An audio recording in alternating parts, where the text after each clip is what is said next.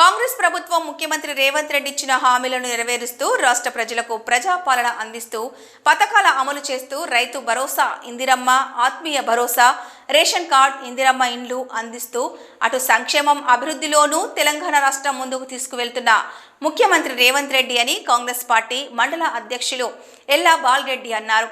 రాజన్న సిరిసిల్ల జిల్లా ముస్తాబాద్ మండలం చీకోడు గ్రామంలో తెలంగాణ రాష్ట్ర ప్రభుత్వం ప్రధాన పథకాలు అమలుకై ప్రజాపాలన గ్రామ సభ నిర్వహించారు.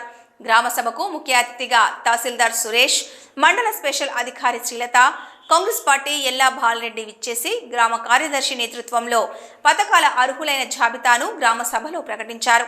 రైతు భరోసా, రేషన్ కార్డులు, ఇందిరమ్మ ఇండ్లు, ఇందిరమ్మ ఆత్మీయ భరోసా పథకంలో 101 మంది లబ్ధిదారులను ప్రకటించగా ఎక్కువగా అనర్హులకు వచ్చాయని, గ్రామస్తులు గ్రామ సభల్లో రసాబసాగా మారిందని, వెంటనే తహసీల్దార్ సురేష్ పూర్తి ప్రకటన కాదని మళ్లీ సర్వే చేయించి అర్హులైన లబ్ధిదారులకు ఇస్తామని తెలపడంతో గ్రామస్తులు శాంతించారు. అంతేగాక గ్రామంలో 4 పథకాలకు రాని వారు ఉంటే మళ్లీ అప్లై చేసుకోవాలని తెలిపారు.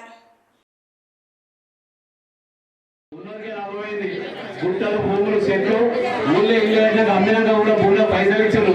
ఆ పైసలు ఇస్తే మన అందరి పైసలు పోతే అలా లేనోళ్ళ పైసలు కూడా ట్యాక్సీలలో కడితేనే ఉన్నోళ్ళకి రైతు బంధు కానీ రైతు భరోసాలు ఇవన్నీ కూడా ఇది ఏమైనా ప్రభుత్వం ఇస్తుందంటే స్కీము మనందరి పైసా ఉండాల.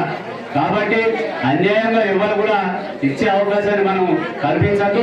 ఒకవేళ కల్పిస్తే మనం బాగా తప్పేసిన అవుతాం. కాబట్టి ఎవరెవరు అనర్హులు బాగా భూమి మాత్రం ఇప్పుడు ఇందిరమ్మ ఆత్మీయ భరోసా భూమి లేని పేదలకు సంవత్సరానికి 12,000 రూపాయలు ఇస్తే మీరు అప్లై చేసుకోర్రి. ఇప్పుడు రాకపోతే నా పేరు లేదని తొందరపడాల్సిన అవసరం లేదు. రేషన్ కార్డు కూడా 10 ఏళ్ళ పిల్లలు ఉంటే గిందంటే వాళ్ళు ఇప్పటి వరకు కూడా రేషన్ కార్డుల లేదు. ఒకసారి మీ అందరూ కూడా ఇంకా రాని వాళ్ళు కూడా ఉంటే ఒకవేళ దూర ప్రాంతం వల్ల కొన్ని టిక్లు చేయంగా మనం ఇంట్లో ఒక పిల్లగాని అన్నం తింటారు. కానీ ఇందిరమ్మ ఇల్లు కూడా ఇప్పుడు ఇల్లు కావాలని అందరూ టిక్ పెట్టారు. ఊళ్ళో టిక్ పెట్టారు. ఎందుకంటే వచ్చేది కూడా ఉంటుందని ఆలోచన